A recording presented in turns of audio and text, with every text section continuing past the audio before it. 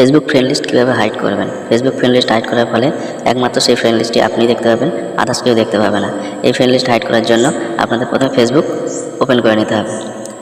Facebook open করে নেওয়ার পরে এমন একটা ইন্টারফেস চলে আসবে। তারপরে উপরে যে আপনার প্রোফাইল আইকনটি দেখতে পাচ্ছেন, সেই প্রোফাইল আইকনের উপরে ক্লিক করবেন। প্রোফাইল আইকনের উপরে ক্লিক করার পরে তারপরে যে সেটিং অপশনটি দেখতে পাচ্ছেন, এই সেটিং অপশনের উপরে ক্লিক করবেন।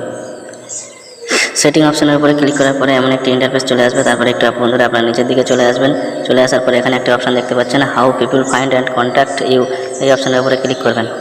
ক্লিক করার পরে এমন একটা ইন্টারফেস চলে আসবে। তারপরে 2 নম্বর অপশনটি দেখতে পাচ্ছেন, who can see your friend list. এই অপশনটির উপরে ক্লিক করবেন।